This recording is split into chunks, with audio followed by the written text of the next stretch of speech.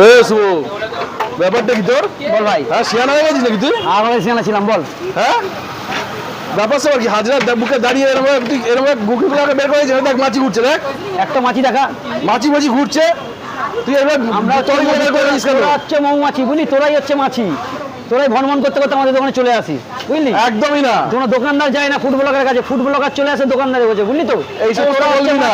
যেখানে খাবারের সন্ধান পাবি ওখানে ভনভন করা শুরু করে দিবি। আরে ভাই, আমাদের যখন তোরা ফেমাস হয়ে যাবো, আমাদের কেন বলছিস? ফেমাস কি বললাম? তোরা তখন ফোন হাতে কিনেছিস, তখন থেকে আমরা ফেমাস। আগে দোকান হয়, তারপরে ফুটবলার হয়, বুঝলি তো? আচ্ছা, যাই হোক, আগে পরিষ্কার পরিচ্ছন্ন করে কর। এই দেখ যা পরিষ্কার আছে ওই খেলে কি বলতো, 7 পুরুষ দেখেছি কিন্তু পরিষ্কার পরিচ্ছন্ন বুঝতে পারলি। আমার 7 পুরুষ দরকার নেই, আমি 1 পুরুষে কাঁপি রে। তুই 1 পুরুষ এটা বলছি, তুই নিয়ে ভাব যা পরিষ্কার পরিচ্ছন্ন আছে সেটা দেখে তুই কাঁপি। এমনি তো ঘরে পরিষ্কার পরিচ্ছন্ন করে মা বাবা খাওয়াবে না কোনোদিন, শুভ কোনোদিন তোর খাওয়াচ্ছে, বুঝলি। ভাই, ডিম নেই তোর? না, আমার ডিম না, দোকানের ডিম শেষ হয়ে গেছে। তোর ডিম গলে গেছে? আমার ডিম না, দোকানের ডিম শেষ হয়ে গেছে। ও আচ্ছা, দোকানের ডিম। হ্যাঁ, দেরি করে এসছিস, সব মাল শেষ।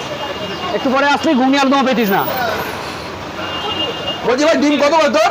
হ্যাঁ, তোর ডিম কত করে? দোকানের ডিম 12 টাকা করে। আগে যখন প্রথমবার এসছিলি 15 ছিল, এখন দাম কমেছে, 12 টাকা করে হয়ে গেছে। ওর ডিম শুকিয়ে গেছে? গলে যায়নি, এটাই ভাগ্য ভালো।